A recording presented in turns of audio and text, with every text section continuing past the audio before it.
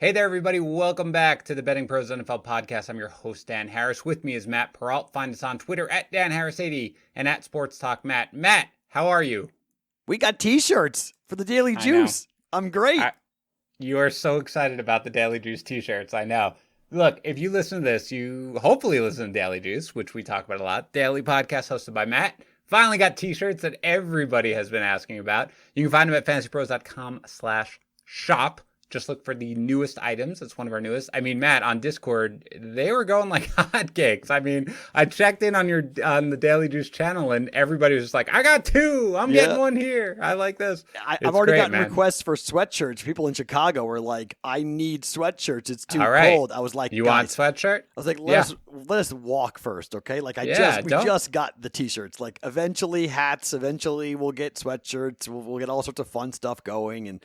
People were like throwing out slogans they want on the back of the shirt and whatnot. Yeah. I'm like, all right, like we'll have runs 1, 2, and 3. This is just like the beginning, just the start. Well, our producer of this show, Clinton, hardworking guy, and begged me not to throw him a shout out, but I am anyway, was the one who finally got the shirts up and running, and he produces the show, so he's listening. So Clinton, you got it now. We need everything. We need hats, we need sweatshirts, we need slogans, so we will get on that. So just for the record, Clinton, I'm very happy just to have the t-shirt, so thank you for the t-shirt. No, Matt wants more. Matt wants more. It's very clear. He is not satisfied until he's got like he's got a banner flying, with an airplane or something like that. All right. Let's get into it. It's the divisional round, so only 4 games, so it's probably going to be a little bit of a shorter show than usual, but we'll break down each game. But last week, Matt, we were really we did not have last week. I don't think most people had last week correct, as far as I could tell. But let's just talk about the official picks that we made yesterday. And do we have to? We don't have to, actually. Would you prefer to skip it? Can we say we were You're awful? Better. Yours were better than mine. My official picks were... We did 1 spread, 1 over-under, and 1 teaser. My spread was the Bills laying 6.5. That was wrong. My over-under was the Bucs and the Washington football team under 44.5, which was a loss. Thankfully, my 2-team teaser did hit, which was the Bills down to only a pick, which was I bet half a point. That was pretty close. And the Bucs down to laying 2.5. So that did hit. Matt, you had the Steelers laying 5.5 in that game. Forget about it. I don't even know what to say. And that was on me. You were very much like, I have some minor trepidation. And I was like, why? They have no coach. They're not practicing. It's going to be great. That was ridiculous. You had the Bills at the podcast, Matt. You had it over 51. So that's a push, right? Because you had it at 51.5. I bet 51.5. It was just the story of my last 2 weeks has been half-unit losses. It's been brutal. Yeah. Well, you also hit your teaser, which was the Bills minus half a point and the Rams getting 9.5. I have already bet a 2-team teaser, so I will give that later. But let's start it off. Let's go to the Rams visiting the Packers. That's the first game of the week. Right now, the Packers are laying 6.5 points. A little surprising to me that this hasn't jumped back up to 7 because it kind of has been back and forth a little bit. So it's at 6.5. I'm not saying it's a bad line. I just think that from what I could tell, the Packers seem to be pretty heavily bet considering all the issues that are going on with the Rams. So let's play bookmaker. Yes. Why wouldn't, if the line is 6.5 stagnant and all the money's coming in on the Packers, what does that tell you? That the books think that the Rams are going to cover 6.5? All right, yeah. The Rams are live here in this game. Do you think that they're good? That bookmakers think they have a chance to win the game? Yes. Ooh, goodness. All right. So first of all, the over/under is at 45.5. Here's the deal. Wolford is out, right? He's been ruled out completely. Yep. So it's Goff with Blake Bortles backing him up. Goff, as much as they want, you were on that game, Matt. You had a good feel for that Rams game. We both liked them at 3.5 for sure, but you did think that they had the chance to win outright. Their defense is legitimate. I guess Aaron Donald today was taken off the injury report. I still find it very difficult to believe that he's 100% healthy, particularly with the cold, whatever he's got with the rib injury. Cooper Kupp is battling, the knee. You've got Jared Goff, who kind of looked like he was me pushing the ball, down the field. It just... Yeah. I don't know. I'm surprised, I guess, that they think it's live. Have you talked to anybody? Do you have a good sense of why? And do you think that the Rams are live to win this game? Yes. I think the Rams are live to win the game. I think the Rams are live to cover the spread. And the number is 7. So last week on the podcast, everybody was talking to me about the Washington football team and Tampa Bay Bucs, right? And I told everybody here on the podcast the number was 9. Nine was the number where the bad guys were coming in and dropping large sums. What did the game end at? 8. Okay. Right. Same thing here. 7's the number. It went to 7 for like a second in Vegas, and they got it just blitzed with money. Tons of money on +7. That's the number I want. I want +7. I may have to buy it to get there. But 7 is the number for the Rams. And then it comes down to whether or not that defense can turn the football over. I think it's a 24-20 type of victory. I think the number for the total is right there. I wouldn't touch that. I wouldn't go near it. But I think you might go, well, how are the Rams going to score? 1, Akers running the football. 2, dink and dunk, okay? And look, it's Lambeau. Could we get a freak snowstorm? Could we get really cold weather? I mean, let's see what the weather looks like before we bet it. But the worse the weather, the better it is here, in my opinion, for the Rams defense to be able to keep the game close. Ramsey could take away, potentially. Now, you could say, Ramsey does great against DK Metcalf. Devontae Adams is a different story. He's quick twitch. He's very smooth. He's very quick in and out of the breaks. He's tough to guard. True.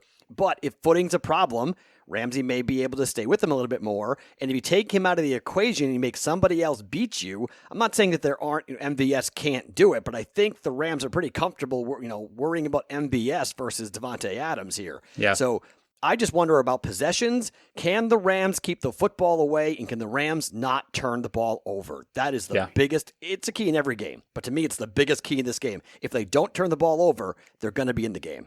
Yeah, I think you have it right. Everything you've said, I think, is exactly right. If I am forced to pick a side on the total, which again I think is right on at 45.5, I actually kind of would lean under. I'm very gun shy on unders right now, Matt, because of last week where it felt like there were a couple of unders and just didn't really come close. So with this one though, I do think, because I think you're right. I think you're going to see a whole lot of Cam Akers, as you have seen over the last several weeks for the Rams, but especially with Goff. And again, that is how you attack Green Bay, is their run defense. Now, I think that the issue for me is if Kupp is not healthy for this game, even if he plays, but he's limited in this game, then you're going to be able to stick Jair Alexander on Robert Woods, and you're going to be able to kind of sell out to stop the run and then say, all right, Jared Goff, we're going to take away your one legitimate wide receiver. Good luck beating us elsewhere, and if they can do that, then they can do that. But I don't see the Rams being able to put up a ton of points in this game, absent some sort of defensive score, which you can't really count on with Rodgers. But the reason I kind of lean towards the under is that exact thing, which is they're going to run the ball a ton. That's going to bleed the clock as much as possible. And I don't think that the Packers are going to be able to just drive down the field. You've seen these games, right? The Bucs game with Rodgers, right? Where, oh my goodness, what in the world? You get pressure on Rodgers every once in a while, and all of a sudden that Green Bay offense doesn't really work. So for me, I lean the under, but I wouldn't touch it because I think, 45.5, just with the way the game is right now, I wouldn't go near it. If I had to choose a side, are you basically saying, Matt, you're staying away from the side unless it gets to 7, in which case you'd take the Rams? Right. I need 7. I want 7 to feel comfortable because I am concerned about the ability for the Rams to score. I think people who are questioning, saying, I don't see the Rams scoring more than 17 points. I'll give you that. I think the total is right. I think the Rams are going to have to play the game that they played last week, and they're going to have to play defense. And if their defense is, they need short fields. They need Aaron Donald to be Aaron Donald, whether he's 100% or not. They need him to be double teamed, and they got to be, making the Packers worry about him every single snap, and then let other players go and make plays and hopefully, either pressure Rodgers or strip sacks or whatnot and get after it. Rodgers is, it's always difficult to look at him off of a bye week in the cold weather, in the playoffs. I mean, there are a ton of things pushing the Packers are going to be extremely public in every teaser. This is the Steelers all over again, okay? Yeah. Everyone is teasing this game down to a half a point and taking the Packers. So that's my only concern about this game, is just the numbers not moving, and the liability keeps on stacking up and up and up. And I have been a fan of this Rams team all year, and I just wish it was John Wolford, because if it was John Wolford at quarterback, I would be taking the Rams outright. That's actually what I was a little surprised at. I thought when Wolford was declared out, that might move it to 7. Right. Right? Right? Zip. And it still didn't. Nothing. No Not even a movement. tick. Not even a touch. Nothing. I know. It was bizarre. I was like, okay, that's interesting. Out of curiosity, do you know what it's going to take to buy the half a point to get from 6.5 to 7? Probably be 130 to 140 would be my guess. Okay. Would be somewhere in that general range in terms of cost. I mean, it's not going to be cheap to do it, but I think in terms of avoiding losing versus pushing, it might be worth it. No, I get it. Because I've not, and so basically to sum it up as much as possible, I don't love either anything in this game. Like just where it is right now at 6.5 and at 45.5, I don't like it either side. I lean the under. Really, I just don't have a good sense. I think the Packers are going to win this game. Okay. And I could see it being, a double-digit win for the Packers, but it is so public, and you're right. I mean, that just screams tease us down to a half point, right? And so for that, makes me a little nervous. Isn't that scary? That's what's scary. See, the thing about right now is all of the data, all the information. These lines are as razor sharp as they have all year. This is the weekend the public gets destroyed. Last weekend they got destroyed too, but this is normally the weekend they get annihilated because all the data. You just see that line, and it looks so tempting. Oh, Packers under a touchdown. Oh, Rodgers, of course. How are they going to score? And then we're going to be sitting here. It's going to be like a 21-17 type of game. It's like, oh, they knew. Right. Yeah. No, I get it. I mean, I wonder whether or not if you do involve them in a teaser, would you rather tease the Rams up to 12.5? Okay. I would, yes. And I would, and again, I would hope that you cross a key number of 7, you cross a key number of 10. So there's a couple of key numbers you cross there by doing that. But it's a hard game. I'm not going to debate that. It's a really hard game. Yeah.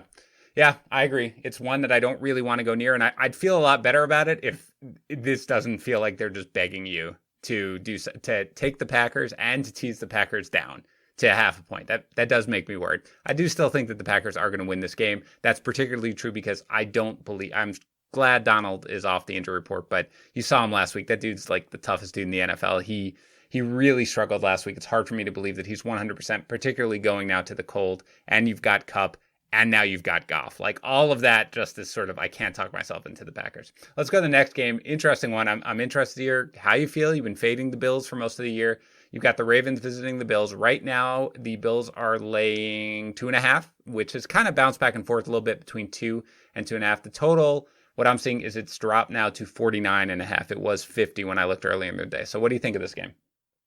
I'm all over the Ravens. Really? All over the Ravens.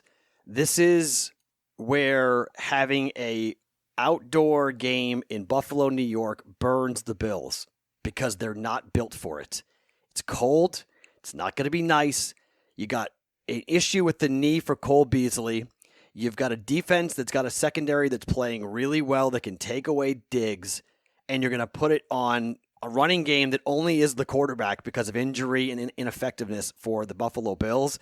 The Ravens were the best team going into this year. Everyone loved the Ravens. They had COVID problems. They had bad losses. They didn't look right. Well, they're right now. And I think having a running quarterback in this type of weather, this is the guy you want. This is the play you want. This is the mode. This is what you want to have happen. You want a guy like Lamar Jackson in the game in a cold weather situation. I know he doesn't like the cold. I don't care, okay? In his career, I think under 40 degrees, he's 7-0 straight up in temperatures below 40. So it's not like he can't play in this game. This is just, you can say, Matt, it's a typical fading of Josh Allen is going to come back and burn me. But if I may have to buy it to 3, but I will be on the Ravens money line in this game. Yeah, I don't have a great feel for it. Again, like I hate to say that if I do go one way, I do kind of lean the under just because I think that, 49.5, just again, betting under, I haven't bet the under. I'm probably not going to bet the under. I lean the under, but again, betting unders right now. I'm doing whatever I can to avoid it because it's just not where we are.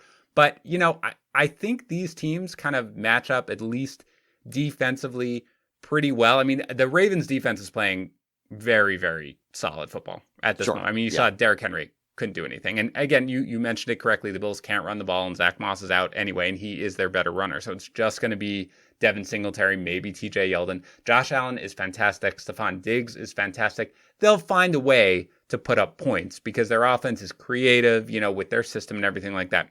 The Ravens, obviously, you attack the Bills for the most part. The Bills defense when you just step back from it, you're like, well, this doesn't match up well. Like, we have a great outside corner, but really, like, even if you take away Hollywood Brown, depending on where Hollywood Brown runs out of, they're not great against tight ends necessarily. I mean, they're not a complete shutdown defense against tight ends. Mark Andrews should be fine in the game. They don't stop the run particularly well. The Ravens love to run. So on paper, it doesn't look like a fantastic matchup. But you remember last year, the Bills weren't that great against the run either. And they played the Ravens, I think, last year. And they held Lamar in check for the most part, not completely shut him down. But they know how to play this offense. So I do think that this is going to be a game that's going to be, generally speaking, pretty low scoring, a little bit like the Titans and the Ravens. So I kind of lean towards the under. If I had to pick a side, I don't have a great feel for it, Matt. Like, I mean, you're confident. I mean, confident in quotation marks. You confident that the Ravens are going to win this game? Yes. Okay. Is this your favorite play of the week? Ravens? No. Ooh, okay. Very good then. I will put it out there that if I'm forced to choose a side, I'm going to go with the Bills. Okay. And this is not, I don't feel great about it. And I'm just being as honest with you guys as possible. I have not bet this game. Like, I haven't, because I don't have a good feel for it. I could see the Ravens, but I do see a scenario where the Bills kind of just completely sell out to stop the run. And look, the Titans kind of did the same thing last week, and they held them in check until they didn't. Because Lamar Jackson is just a complete freak of nature on the ground and outran the entire team. Playing though, don't sell the wide receivers that short here. I mean, I know Lamar played poorly in the first quarter, throwing that jump ball down the field that wasn't good, but he really played well after that. I mean, he settled down. He really played well. He did. He did. But it's just, it's again, I think that the Bills offense and just how well coached they are and how good Josh Allen is and how good Stephon Diggs is. I know the corners are great for Baltimore, but part of me thinks I was a little surprised with the Titans, for example, why they got away from Brown, right? Like they went to Brown early. He got the touchdown. Then you didn't really see all that much from him again. I think, Diggs is borderline uncoverable at this point. So I do expect the Bills to put a point. And if they can get a lead and if they're home, I think it's going to be a little tougher for Jackson to come back. But again, they came back down 10 on the road last week. Yeah, very true. Very true. But it is so against like that narrative's gone that they can't come back on the road. You're absolutely right. And that's why I said I don't think like they can't. I think though that they're playing a team that has a better defense now, because I know the Bills defense. You're right. You had that a couple of weeks ago. I was getting very, very high on the Bills defense, and you kind of talked me down, and you were correct because they did not improve nearly as much, at least as they've shown lately. But they're facing a better offense or more explosive offense and a better defense. So this is one where I think if they did fall down, it more than 10, because 10 you can stick with it. But it's a fair point. I don't have a great feel for it. If I have to go someplace, I'm going to go with the Bills, who I've kind of been backing a little bit for a while at this point. And they weren't that good last week at all. But yeah, it's a game I'm staying away from. You like the Ravens a little more. What do you think, by the way, the total? 49.5. I mean, if I had to bet it, I probably would bet the under, just because I think it's going to be one of those games where the clock's running constantly. Right. But I think everyone's going to expect points. So I think the public's going to go off below 50. Right. Give me the over. Yeah. And I don't know if they score 30. They scored 27 last week. So I think Buffalo probably scores, somewhere in the lower 20s, and the Ravens somewhere right in the same area, 24. Yeah. I see this as like a 24-23 game one way or the other. Yep. No, I agree. And that's why I lean the under. Again, I'm not betting it because there's really only, I don't like Saturday. I'm going to more enjoy football. I probably will do a very minor tease piece with that Packers game, and I'll probably be very public with it and tease the Packers down to a half point. But yeah, this one I'm just going to more enjoy. Let's go to the Sunday games. The Chiefs are laying 10 right now to the Browns. The total is at 57 right now. It's 57.5 at BetMGM. It's 58 at Sugar House, but it's 57 in our consensus line. So what do you think here? You may hate that game with the Ravens and the Bills. I hate this game with the Browns and the Chiefs. Yeah. The Chiefs have cost me so much money. I can talk my way into both sides, that the Browns win this game outright, or this is a 50-point win for the Chiefs, and it's an absolute rout. I don't know what to do with this game. I'm scared to tease it, because if the Chiefs do what they're capable of, 16 is not enough. And it's just a complete 21-point destruction, and bye-bye teasers. Yep. I'm concerned about teasing it down to 4 because I think it's the only way to tease this game is down to 4. But I got this weird sneaking suspicion that the Chiefs have been on ice skates, skating their way through their schedule, and all of a sudden they're going to take on a team that may feel like they got destiny on their side, and everything sometimes bounces go your way. I've seen it. I watched the Patriots 1986 have no right to go through 3 teams on the road and make it to the Super Bowl and get their doors blown off by the Bears. I've seen it. Okay, you can win games on the road and get complete fumble and turnover luck that gets you on your way to the Super Bowl. I don't know. This game scares the holy heck out of me that the Cleveland Browns are going to shock the world and beat the Chiefs. I'm not touching this game. Yeah, so I don't think that they're going to win, but I totally agree with you because two team teasers at this point are fun. The lines are so sharp. So when I look for them, this game, there's no piece of it that I would feel comfortable teasing in either direction, right? Like I don't feel real great about the Browns getting 16, but I don't feel real great about the Chiefs laying 4. Like I don't really know what's going to happen. If I'm forced to pick a side, and again, that's where we're basically at this point, I would lean the Browns getting 10. Okay, I'd love it if it got to 10.5.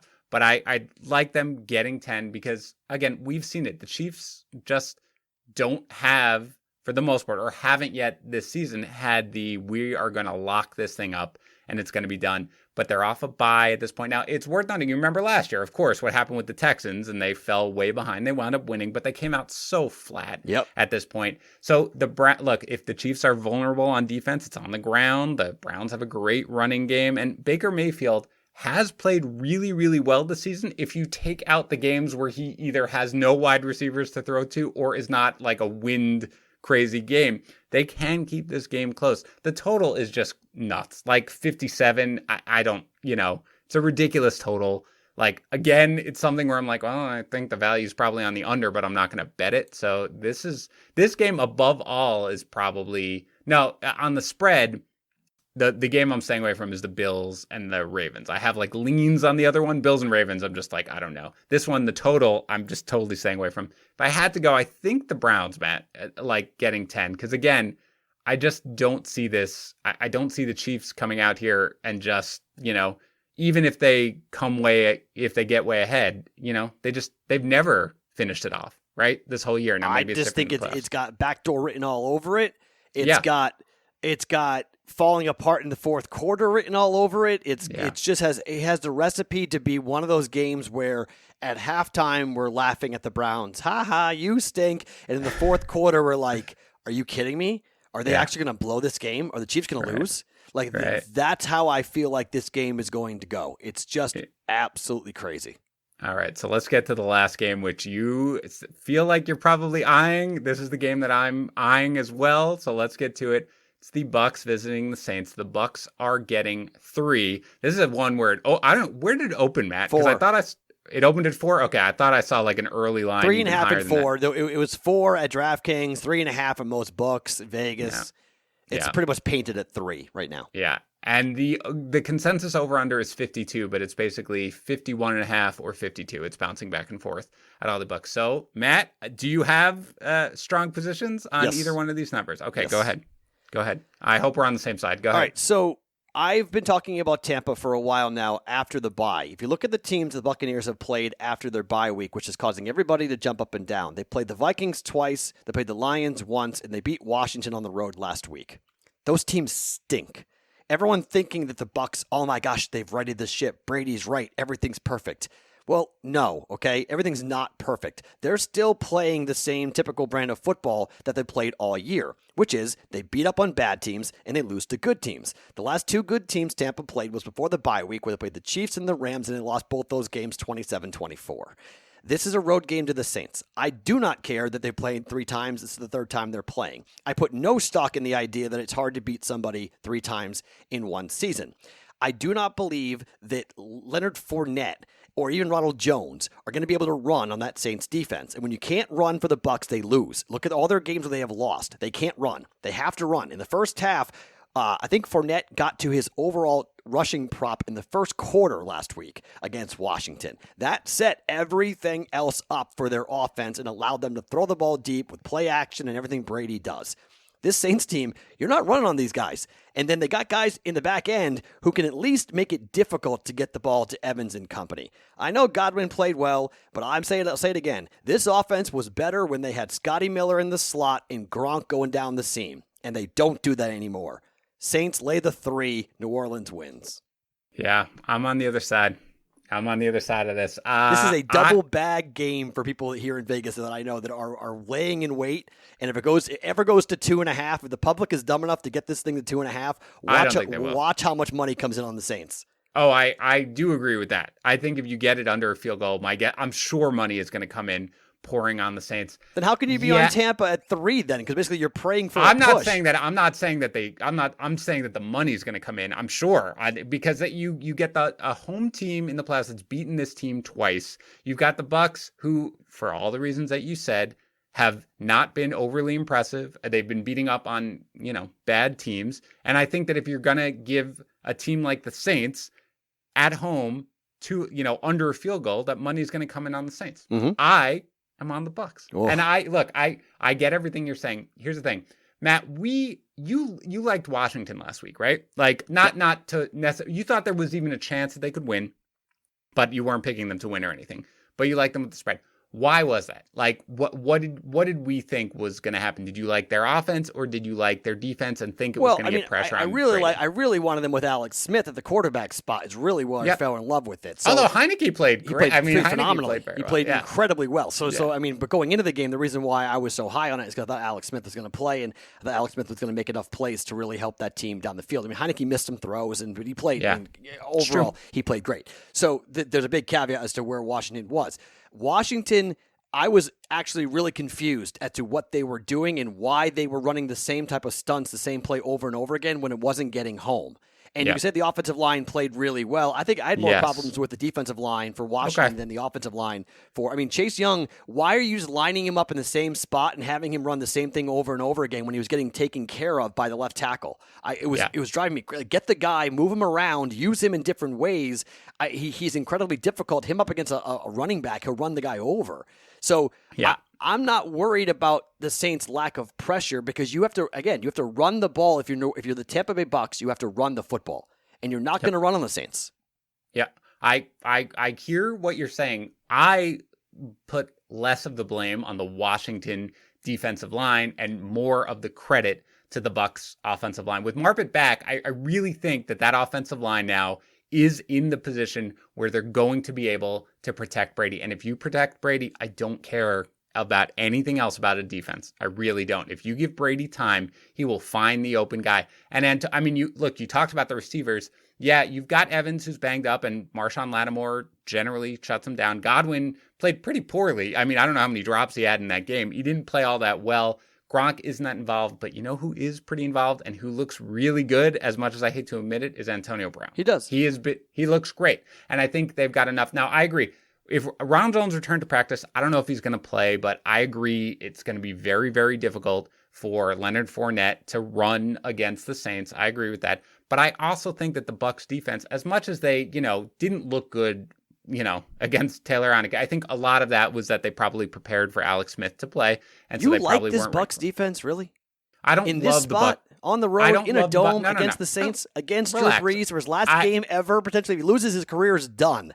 It's over. How many times, though, have we seen the Saints have games where we thought they were going to win in the playoffs and they just didn't against the Vikings? And right now, you've seen Drew Brees. You've watched all these games, right? Do you feel confident in Drew Brees right now being able against the Bucs? Yes. A critical throw if they can get with Michael Thomas on the field against that secondary. Yes, I do.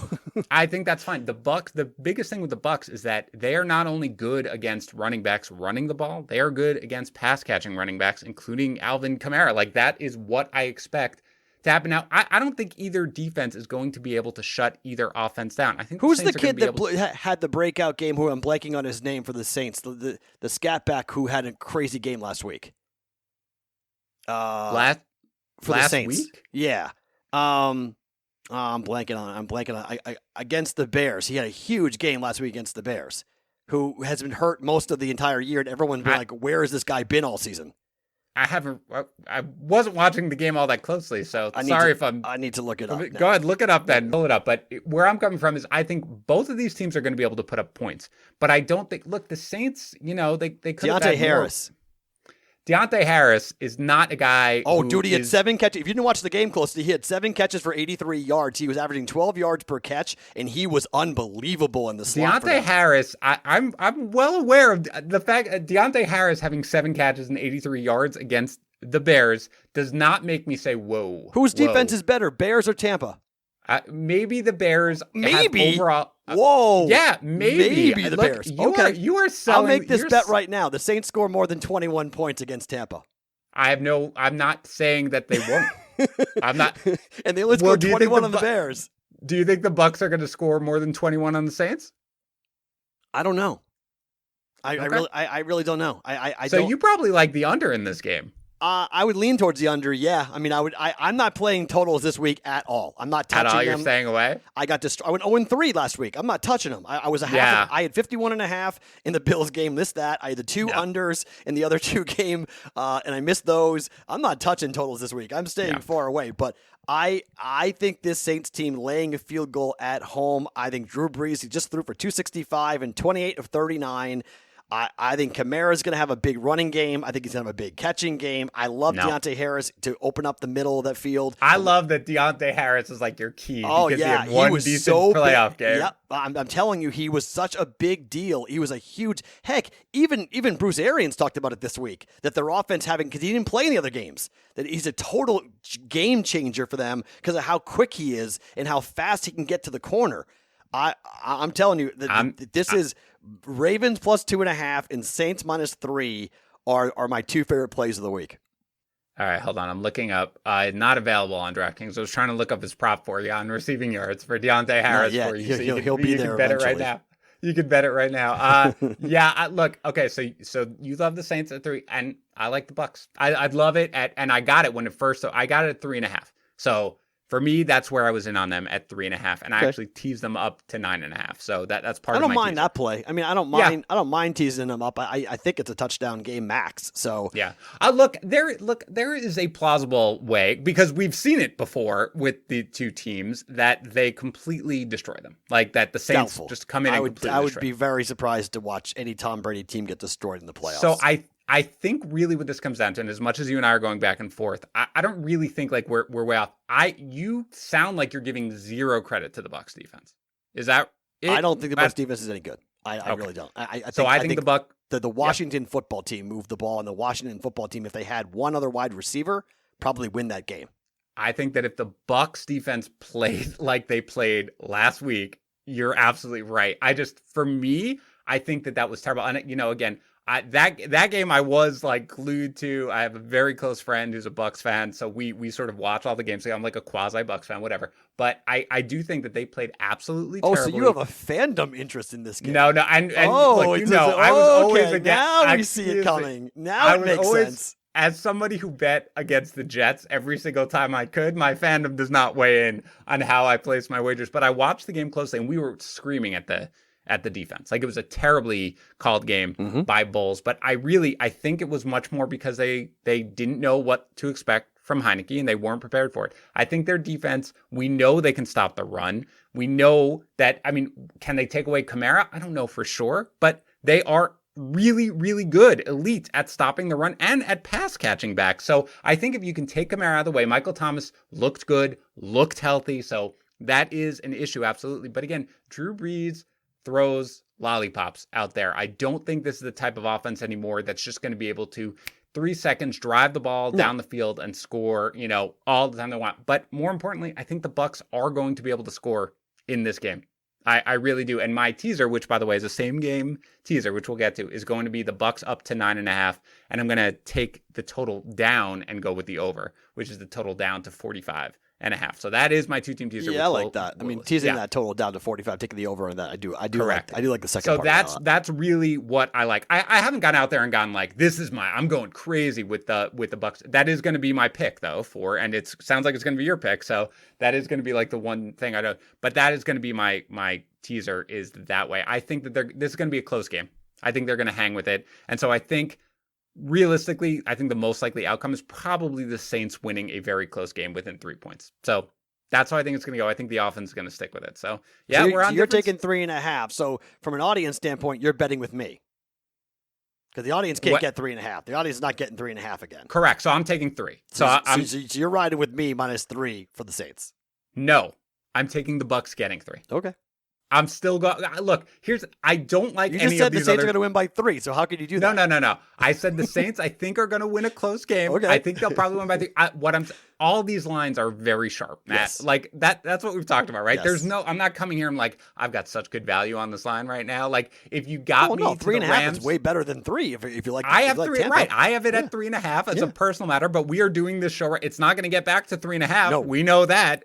There's no way it's getting back to 3.5, so we can't recommend saying it. So for purposes of the show, using the bettingpros.com consensus lines, which shows you the lines from every available sportsbook, it's at 3. I still like it at 3 because, Matt, I kind of think that the Bucs are going to win this game. So that's where I'm coming from. Look, I have a future on the Saints winning the Super Bowl, so I'm rooting for the Saints in that sense, but I kind of think the Bucs are going to win this game. So it's a good hedge. That's where I'm at. Yeah, it's a hedge, so I think it works. Yeah, but that's where I'm at. All right, so let's go. Let's go to our official then plays, Matt. We'll do one spread, one total, and then 1 2-team or teaser if you want to do a teaser. So my where I guess we'll just be on opposite sides is my guess. But my favorite line is the Bucs getting 3, and yours is what? Is it the Saints laying 3? Correct. All right, perfect. Really, so, I may buy to 2.5 though, but yeah, that's fine for the purpose of this. Is 2.5. Yeah, actually, I could see getting it to 3. That might be right because when I looked on DraftKings, it's -129 to get to 3.5 at this point. That might be something which maybe I should just recommend that. Going up, buying it at 120. Buying it to 3.5. That's not bad. I mean, the hook is a big deal. I mean, it's always the most expensive move to buy it up off of 3, up or down. Yeah, for me, it's 129 on. And what's it to go down to 2.5? Let me check it right now. Live looking at this. Hold on one sec. Let me get there. It's the last game, so I got to scroll. All right, so the Saints laying 2.5 would be -129. So same difference. So I would spend that -130. You want to do that? All right. So let's make those our official plays. Okay. How about that? All right, because you can do that. -129. All right. Bucs getting 3.5 -129, and you're going to go with the Saints laying 2.5, getting 129. Yeah, that's cheaper than I would have expected. So I will take that. Actually, I remembered it now that I looked at it earlier. I was like, oh yeah, that's right. Okay, great. So we'll do that. So what's your? You have to bet a total. I know you're staying away from totals, Matt, but if you absolutely have to, do you want them again? Yeah, give me what is the Rams Packers total? 45? 45.5. It's so sharp. My gosh. That's a really sharp line. I agree. Gosh. I will take and Ravens Bills is what? 49.5. And Browns Chiefs is what? 57. All right, I'll take Browns Chiefs under. Okay. Browns Chiefs under. I'm not betting it, but I'll take the under. No, I'm not betting it either. And it's the highest point total, and I'll hope for like a 30-14 win for the Chiefs. Yeah. Well, since I'm not doing it anyway, and you can tell our lack of confidence in these over-under picks because we're not betting it, I'm going to go with the one that I actually think is probably my favorite one to do, and that would be the Rams-Packers under 45.5. That's a great line. It's right there. But if there's one game that I see kind of being low scoring, especially given all the Rams injuries, it's going to be that one. So that's it. So do you have a teaser in mind, Matt, that you have? All right, go ahead. Take the Rams up 12.5. Take the Ravens up 8.5. I like it. All right. And I will go same game teaser.